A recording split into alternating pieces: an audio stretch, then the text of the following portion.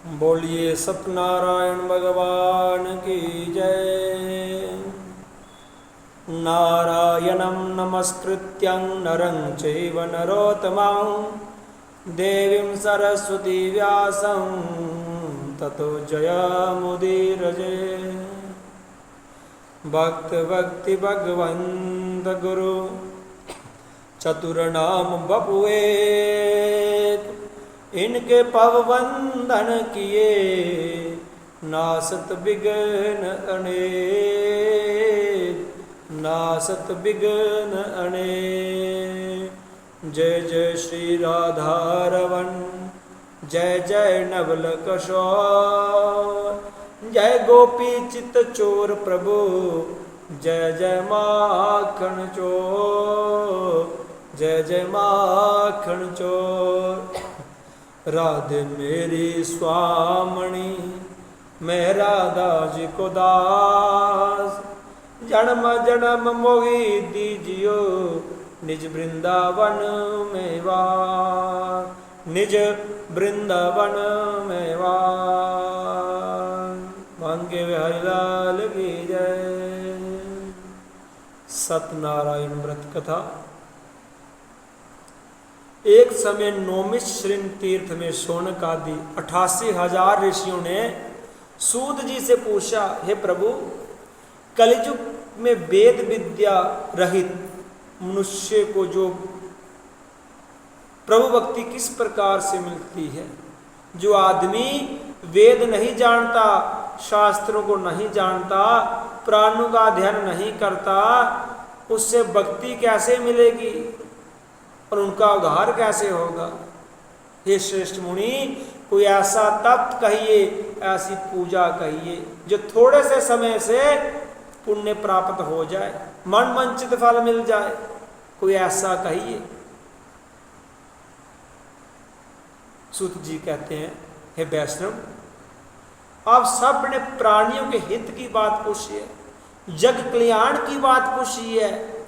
अब मैं उस श्रेष्ठ व्रत को आप लोगों से कहूंगा जिस व्रत ने नारद जी ने लक्ष्मी नारायण से पूछा था, भगवान विष्णु से पूछा था, और लक्ष्मीपति ने मुनि श्रेष्ठ नारद को कहा था। और ध्यान से सुनो, एक समय जोगी राज नारद जी दूसरों के हित की इच्छा से अनेकों लोकों में घूमते हुए मृत्यु लोक में जा पहुंचे, जहां अनेक जोनियां देखी। मनुष्यों को भी अपने अपने कर्मों द्वारा अनेकों दुखों से पीड़ित देकर सोचा, किसी जतन के करने से निश्चय ही दुखों का नाश हो सकेगा। ऐसा मन में सोचकर विष्णु लोक गए। वहां श्वेत वर्ण 4 भुजाओं वाले देवों के ईश, देवों के देव महादेव नारायण को, जिनके हाथ में शंख चक्र गदा धारण करा हुआ है, वरमाला पहने हुए थे, उनकी स्तुति करने लगे भगवान। और भगवान विष्णु बहुत प्रसन्न हुए। अपनी वाणी से आपको कोई नहीं पा सकता, आपका आदि मध्य अंत नहीं है, निर्गुण स्वरूप सृष्टि के कारण भक्तों के दुखों को नष्ट करने वाले हो, आपको मेरा नमस्कार है। इस प्रकार से नारद जी ने भगवान विष्णु की स्तुति की। और अब नारद जी, मुनि श्रेष्ठ, आपके मन में क्या है? आपका किस काम के लिए आगमन हुआ है? निसंकोच कहो। भगवान विष्णु जी नारद जी से कह रहे हैं, किस काम के लिए आए हो, पधारे हो? और मृत्यु लोक में सभी मनुष्य जो अनेक जोनियों में पैदा हुए हैं, अपने अपने कर्मों द्वारा अनेक प्रकार के दुखों से दुखी हो रखे हैं। हे नाथ, हे नारायण, मुझ पर दया रखते हो तो बतलाइए, इन सभी कलयुगी जो मनुष्यों को सभी दुख थोड़े ही प्रयत्न से, थोड़ी सी पूजा से कैसे दूर कर सकते हैं? भगवान बोले, हे नारद, मनुष्यों की भलाई के लिए तुमने बहुत अच्छी बात पूछी है। जिस काम के करने से मनुष्य मोह से छूट जाता है, मैं सुनाता हूं, सुनो ध्यान से। और पुण्य देने वाला है, स्वर्ग तथा मृत्यु लोक दोनों के दुर्लभ एक उत्तम व्रत है। आज ये प्रेम वशवश तुमसे कहता हूं, सत्यनारायण का व्रत अच्छी तरह विधि पूर्वक करके मनुष्य तुरंत ही जो सुख भोग मरने पर मोक्ष को प्राप्त होता है। जो पूर्णमासी का व्रत सत्यनारायण का व्रत रखता है और मनुष्य जोड़ने में जो भी सुख भोग कर मरने के बाद मोक्ष को प्राप्ति होती है, मोक्ष की प्राप्ति वैकुंठ स्वर्ग में जाता है। भगवान के वचन सुनकर नारद जी बोले, भगवान उस व्रत का फल क्या है, विधान क्या है, और किसने जो व्रत किया, किस दिन जो व्रत करना चाहिए, विस्तार से कहो। भगवान बोले, अरे दुख शोक आदि को दूर करने वाला, धन धान्य को बढ़ाने वाला, सुभाग्य तथा संतान को प्राप्त कराने वाला जो व्रत है, और श्रद्धा के साथ किसी भी दिन मनुष्य श्री सत्यनारायण के शाम के समय ब्राह्मण और बंधु के साथ धर्मपरायण होकर पूजा करे और भक्ति भाव से नवेद, केले का फल, घी, दूध, गेहूं का चूर्ण, आटे का चूर्ण बना लें, उसमें केले का थोड़ा कोड़ कर केला डाल लें, काट कर चीनी डाल लें, घी डाल लें, दूध का लेवा प्रसाद बना लें, हलवा बना लें, और हवा में साठी का चूर्ण का शक्कर का गुड़ लें और सब योग्य पदार्थ पचड़ा स्वयं भोजन करें और नृत्य गीत आदि का आचरण कर सत्यनारायण भगवान का निश्चय पूर्ण होती है। जो आदमी आचरण उस दिन भगवान सत्यनारायण का आचरण करता है, शनिदेव करता है, कथा श्रवण करता है, उसे निश्चय पूर्णता होती है। और जे व्रत कलिकाल में, कलयुग में, मृत्यु लोक में यही मोक्ष का सरल उपाय है, सबसे सरल उपाय है मोक्ष प्राप्ति करने का। नहीं तो गोकर्ण ने धुंधुकारी के लिए भागवत की कथा करवाई, गया श्राद्ध किया, बहुत बहुत उपाय किए, पर कलयुग में उन्होंने बताया कि सत्यनारायण का व्रत की कथा सरल उपाय है, आसान है। सुत जी बोले, ऋषियों जिसने पहले समय से व्रत को किया उसका भी सुनो ध्यान से। एक सुंदर काशीपुरी नगरी में एक अत्यंत निर्धन ब्राह्मण रहता था।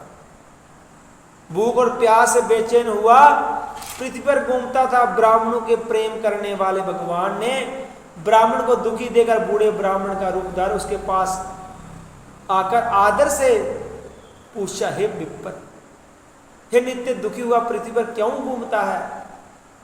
श्रेष्ठ ब्राह्मण जी सब मुझसे कहो, मैं सुनना चाहता हूं। जो बूढ़ा ब्राह्मण बनकर भगवान गए थे वो उस निर्धन ब्राह्मण को पूछ रहे हैं, अब क्यों घूम रहे हो, क्या कारण है?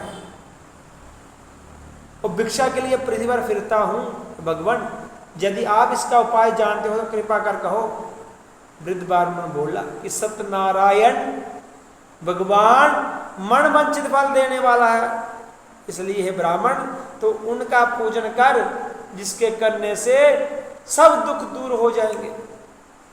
इस व्रत को वृद्ध ब्राह्मण ने जो भगवान ने बतलाया और भगवान बतलाकर अंतर ध्यान हो गए। और ब्राह्मण जो निर्धन था उस व्रत को करने की सोच रहा है। निश्चय करने में उसे रात में नींद नहीं आई, वह सवेरे उठा और सत्यनारायण के व्रत का निश्चय कर भिक्षा के लिए चला। उस दिन उसे भिक्षा में बहुत धन मिला, जिससे बंधु बांधु के साथ सत्यनारायण का व्रत किया। इसके करने से वह विप्र सब दुखों से छूटकर अनेक प्रकार की संपत्तियों से युक्त हुआ।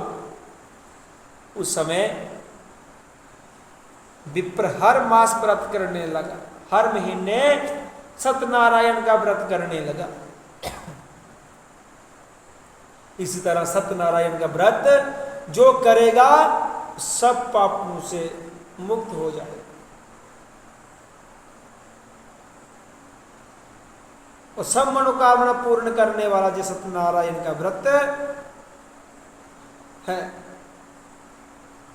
एक बार बंधु के साथ व्रत करने को तैयार हुआ। उसी समय एक लकड़ी बेचने वाला बूढ़ा आदमी आया और बाहर लकड़ियों को रखकर विप्र के मकान में गया और दुखी होकर लकड़हारा उनको व्रत करते देखा। विप्र को नमस्कार कर कहने लगा कि आप क्या कर रहे हो, ये क्या कर रहे हो, इसके करने से क्या फल मिलता है, कृपा करके मुझसे कहो। ब्राह्मण ने कहा, अरे ये व्रत सब मनोकामना को पूर्ण करने वाला है, सत्यनारायण भगवान का व्रत है। इसकी कृपा से मेरे जहां धन धान्य आदि की वृद्धि हुई है। विपर इस व्रत के बारे में जानकर लकड़हारा बहुत प्रसन्न हुआ। उसने चरणामृत ली, प्रसाद लिया और खाने के बाद अपने घर को गया।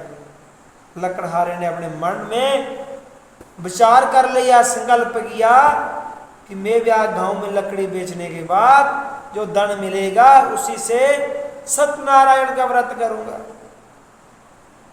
और उसे उस दिन धन बहुत मिला और नगर में रोज वहां उन्हें लकड़ियों का दाम पहले दिन उसे चौगुना मिला। फिर उसने वही पैसे लेकर प्रसन्न होकर पक्के केले की फली, शक्कर, घी, दूध, दही का और गेहूं का चूर्ण इत्यादि बनाकर, हलवा बनाकर सत्यनारायण भगवान के व्रत की कुल सामग्री को लेकर और फिर उसने अपने भाइयों को बुलाकर विधि के साथ भगवान जी का पूजन कर व्रत किया। उस व्रत के प्रभाव से वह बूढ़ा लकड़हारा धन, पुत्र आदि से युक्त हुआ। पुत्र भी हो गया, उसके घर में धन भी आ गया और संसार के समस्त सुख बोकर बैकुंठ को चला गया। ये सत्यनारायण व्रत की महिमा है। सूत जी बोले, श्रेष्ठ मुनियों, अब आगे की कथा कहता हूं, सुनो जरा ध्यान से। प्राचीन काल में उलाकामुख नाम का एक बुद्धिमान राजा था, सत्यवक्ता जितेंद्रिय था। प्रतिदिन देवस्थानों पर जाता था, गरीबों को धन देकर कष्ट दूर करता था।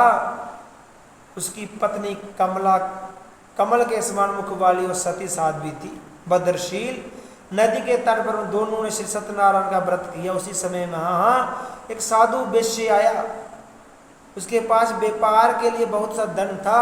वह नाव को किनारे पर ठहर कर राजा के पास आ गया और राजा को व्रत करते हुए देखकर विनय के साथ पूछने लगा, है राजन, भक्ति और युक्त चित्त के से आप क्या कर रहे हैं, मेरी सुनने की इच्छा है।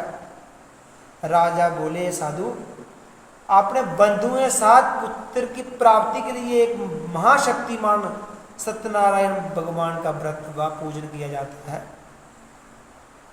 राजा के वचन सुनकर साधु वैश्य आदर से बोला, है राजन, मुझसे इसका सब विधान कहो।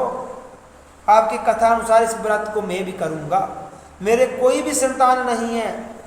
राजा का सब विधान सुनकर व्यापार से निवृत्त होकर आनंद के साथ घर आया। साधु ने अपनी स्त्री से संतान देने वाले उस व्रत का समाचार सुनाया और कहा कि जब मेरे संतान होगी तब उस व्रत को करूंगा। ऐसे वचन अपनी स्त्री लीलावती से कहे। एक दिन स्त्री लीलावती उसके साथ आनंदित संसारिक धर्म में प्रकट होगा। सत्यनारायण भगवान की कृपा से, विष्णु की कृपा से माया से गर्भवती हो गई। 10वें महीने उसके एक सुंदर कन्या का जन्म हुआ। वह दिनों दिन इस तरह बढ़ने लगी जैसे शुक्ला पक्ष का चंद्रमा बढ़ता है। कन्या का नाम कलावती रखा। तब लीलावती ने मीठे शब्द से अपने पति से कहा, हे प्रिय, इसका व्रत जो संकल्प किया था, भगवान का व्रत करो, आप उसे व्रत को करिए। साधु बोला, हे प्रिय, इसके विवाह पर करूंगा। इस प्रकार अपनी पत्नी को आश्वासन देकर वह नगर को गया। कलावती पति गृह में वृद्ध को प्राप्त हो गई। साधु ने जब नगर में सखियों के साथ अपनी पुत्री को देखा तो तुरंत ही दूध बुलाकर कहा, पुत्री के लिए कोई सुयोग्य वर देखकर लाओ। साधु की आज्ञा पाकर दूध कंचन नगर पहुंचा और वहां बड़ी खोज और देखभाल कर लकड़ी के लड़की के लिए सुयोग्य वणिक पुत्र को लेके आए। साधु ने अपने बंधु सहित प्रसन्नचित अपनी पुत्री का विवाह उसके साथ कर दिया, किंतु दुर्भाग्य से विवाह के समय भी उस व्रत को करना भूल गया। तब श्री भगवान विष्णु क्रोधित हो गए और श्राप दिया कि तुम दारुण दुख प्राप्त होगा। अपने कार्य में कुशल साधु बनिया जमात सहित समुद्र के समीप स्थित रतनपुर नगर में गए और वहां दोनों ससुर जमाई चंद्रकेतु राजा के उस नगर में व्यापार करने लगे। एक रोज भगवान की माया से प्रेरित को चोर राजा का धन चुरा कर भाग जा रहा था, किंतु राजा के दूतों को आता देखा चोर ने घबरा कर भागते हुए राजा के धन को चुपचाप वहीं रख दिया जब वो ससुर जमाई ठहरे हुए थे। जब दूतों ने उस साधु वेश्या के पास जाकर राजा के धन को देखा और दोनों को बांध लेके प्रसन्नता से दौड़ते हुए राजा के समीप जाकर कहा, ये दो चोर हम पकड़ कर लाए हैं। राजा की आज्ञा से उनको कठिन कारावास में जेल में डाल दिया गया। उनका धन छीन लिया। भगवान के श्राप द्वारा उनकी पत्नी भी घर पर बहुत पीड़ा तथा भूख प्यास से अधिक दुखित हो अन्न की चिंता में कलावती एक ब्राह्मण के घर गई। वहां उसने सत्यनारायण भगवान का व्रत होते देखा। फिर कथा सुनी, प्रसाद ग्रहण कर रात को घर गई। माता ने कलावती से कहा, बहन कलावती से कहा, पुत्री अब तक कहाँ रही, वह तेरे मन में क्या है? कलावती बोले, हे माता, मैंने एक ब्राह्मण के घर श्री सत्यनारायण भगवान का पूजन देखा है। कन्या के वचन सुनकर लीलावती भगवान की पूजन की तैयारी करने लगी। लीलावती ने परिवार पति और धर्मार्थ शीघ्र घर आ जावे और साथ ही प्रार्थना की कि हम सबका अपराध क्षमा करो। सत्यनारायण भगवान इस व्रत से संतुष्ट हो गए और राजा चंद्रकेतु को सपने में दर्शन देकर कहा, हे राजन, दोनों वेश्यों को प्रता ही छोड़ो और उनका सब धन तो तुमने ग्रहण किया दे दो, नहीं तो तेरा धन राज्य नष्ट हो जाएगा, पुत्र आदि नष्ट कर दूंगा। राजा के ऐसे वचन कहकर भगवान अंतर्ध्यान हो गए। प्रातःकाल राजा चंद्रकेतु ने सभा में अपना सपना सुनाया। फिर दोनों बणिक पुत्रों को कारागार से मुक्त कर सभा को बुलवाया और दोनों ने आकर राजा को नमस्कार किया। राजा मीठे वचन से बोला, हे महान बाबू, बावी वश ऐसे कठिन दुख प्राप्त हुआ है और तुम्हें कोई भय नहीं। ऐसा क्या है? राजा ने उनको नए वस्त्र भूषण पहनाए तथा उनका जितना दान लिया उससे 2 गुना दान देकर आदर सहित विदा किया और दोनों वेश्ये अपने घर को चल दिए। और सूत जी कहते हैं, मंगलाचरण करके यात्रा आरंभ की और अपने नगर को चला। उनके थोड़ी दूर निकलने पर दंडी वेशधारी सत्यनारायण ने उनसे पूछा, हे साधु, तेरे नाम में क्या है? अभिमानी बणिक हंसता हुआ बोला, अरे दंडी, आप क्यों पूछते हो? क्या धन लेने की इच्छा है? मेरी नाव में तो बैल और पत्ते भरे हैं। वेश्या का कठोर वचन सुनकर भगवान ने कहा, अरे तुम्हारा वचन सत्य हो। दंडी ऐसा कहकर वहां से दूर चले गए और कुछ दूर जाकर समुद्र के किनारे बैठ गए। दंडी के जाने पर वेश्या ने नित्य क्रिया करने के बाद नाव को ऊंची उठी देखकर अचंबा किया था। नाव में बैल पत्ते आदि देकर मूर्छित हो जमीन पर गिर पड़ा। फिर मूर्छा खुलने पर अत्यंत शोक प्रकट करने लगा। उसका दामाद बोला कि आप शोक ना करें, ये दंडी का श्राप है, अतः उन्हीं की शरण में चलना चाहिए, तभी हमारी मनोकामना पूर्ण होगी। दामाद के वचन सुनकर जे दंडी के पास पहुंचा और अत्यंत भक्ति भाव से नमस्कार करके बोला, मैंने जो आपसे असत्य वचन कहे थे उनको क्षमा करो। ऐसा कहकर महान शोकातुर हो रोने लगा। तब दंडी भगवान बोले, हे बणिक पुत्र, मेरी आज्ञा से बार बार तुम्हें दुख प्राप्त हुआ है, तो मेरी पूजा से विमुख हुआ। साधु बोला, हे भगवान, आपकी माया से ब्रह्मा आदि भी आपके रूप को नहीं जानते, तब मैं अज्ञानी कैसे जान सकता हूँ? आप प्रसन्न होइए, मैं समर्थ के अनुसार आपकी पूजा करूँगा। मेरी रक्षा करो और पहले के समान लोक में धन भर दो। उसके भक्ति युक्त वचन सुनकर दंडी भगवान विष्णु ने क्षमा किया और नौ को धन से वर दी। तब साधु ने भगवान सत्यनारायण का पूजन कर साथियों सहित अपने नगर को चला। जब अपने नगर के निकट पहुंचा और दूत को घर भेजा। दूत ने साधु के घर को उसकी स्त्री को नमस्कार कर कहा, साधु अपने दामाद से इस नगर में समीप आ गए हैं। ऐसा वचन सुनकर साधु की स्त्री ने बड़े हर्ष के साथ सत्यदेव का पूजन कर पुत्री से कहा, मैं अपने पति के दर्शन को जाती हूँ, तू कार्य पूर्ण कर शीघ्र आ। माता के ऐसे वचन सुनकर कलावती प्रसाद छोड़कर पति के पास गई। प्रसाद की अवज्ञा के कारण सत्यदेव रुष्ट हो गए, भगवान रूठ गए, उसके पति को नाव सहित पानी में डुबो दिया। अब कलावती अपने पति को ना देखकर रोती हुई जमीन पर गिर पड़ी। इसी तरह नोक को डुबा हुआ तथा कन्या को रोता देखा साधु दुखित हो बोला, हे प्रभु, मुझसे जा मेरे परिवार से जो भूल हुई है उसे क्षमा करो।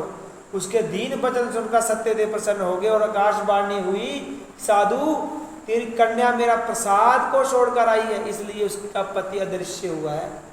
यदि वह घर जाकर प्रसाद खाकर लौटे तो इससे पति अवश्य मिलेगा। ऐसी आकाशवाणी सुनकर कलावती ने घर पहुंचकर प्रसाद खाया, फिर आकर पति के दर्शन किए। तत्पश्चात साधु ने बंधु बांधुओं सहित सत्यदेव का विधि पूर्वक पूजन किया। इस लोक का सुख बोकर अंत में स्वर्ग लोकों को गए। सूत जी बोले, हे ऋषियों, और भी कथा कहता हूं सुनो। प्रया पालन में लीन त्वंग ध्वज नाम का एक राजा था। उसे भगवान का प्रसाद त्यागकर बहुत दुख पाया। एक समय वन में जाकर वन पशुओं को मारकर बड़े बड़ के पेड़ के नीचे आया। वहां उसने ग्वालों को भक्ति भाव से बांधु से सत्यनारायण की या पूजा करते देखा। राजा देखकर भी अभिमान वश वहां नहीं गया, वो ना नमस्कार किया।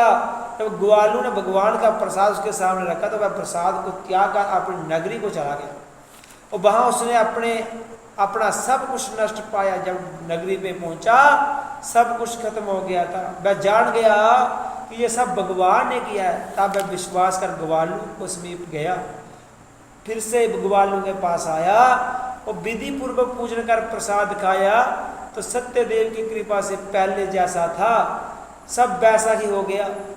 फिर दीर्घ काल तक सुख बोकर मरने पर जैसा था सब वैसा ही हो गया।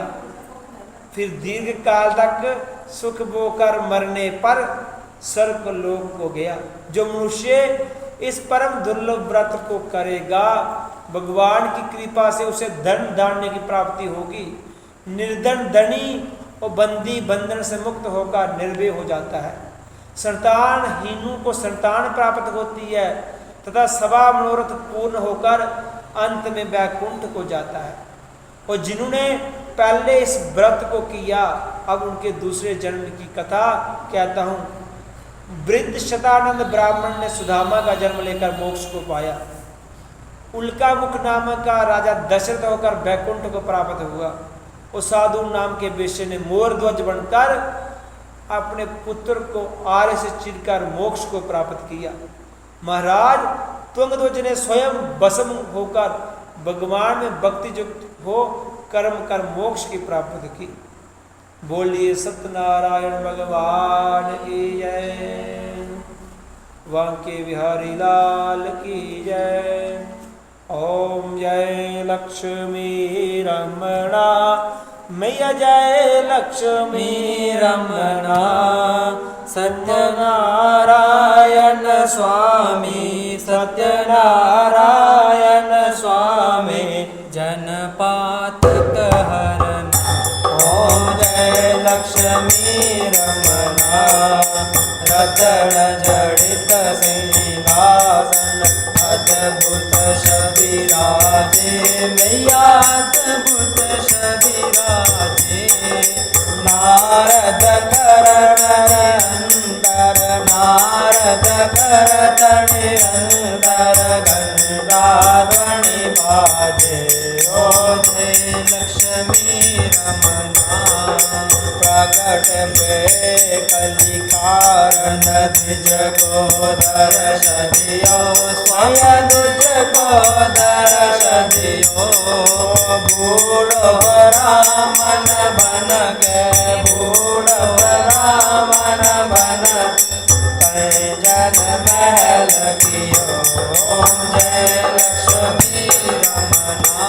दुर्बल वीर कराल जिन पर कृपा करी स्वामी जिन पर कृपा करी चंद्र चूड़ एक राजा चंद्र चूड़ एक राजा जिनकी विपत्ति हरी ओ जय लक्ष्मी रमना वैश मनोरथ पावो शरदा तज दीनी स्वामी शरदा तज दीनी सो बल भोग प्रभु जी सो बल भोग प्रभु जी फिर रस स्वीगिनी ओ जय लक्ष्मी रमन भाव भक्ति के कारण शिन शिन रूप धरो स्वामी शिन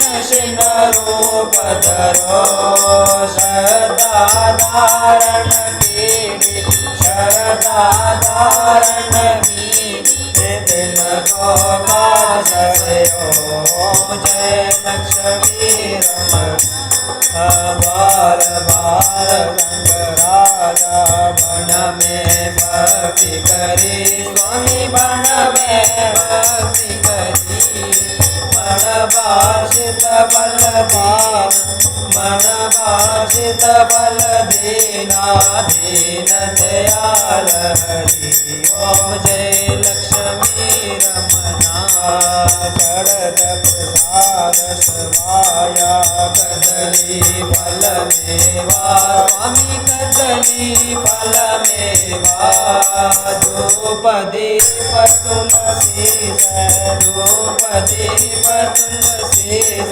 राधे सतदेवा ओ जय लक्ष्मी रमना सत्यनारायण की आरती जो कोई नर गावे भगवान प्रेम सहित गाए भगत दास मन मुख भगत दास मन सुख मन बाजित बल पावे ओम जय लक्ष्मी रमना ओम जय लक्ष्मी रमना स्वामी जय लक्ष्मी रमना सत्यनारायण स्वामी सत्यनारायण स्वामी जन पादक हरना ओम जय लक्ष्मी रमना ओम जय लक्ष्मी रमना बोलिए सत्यनारायण भगवान की जय वांके बिहारी लाल की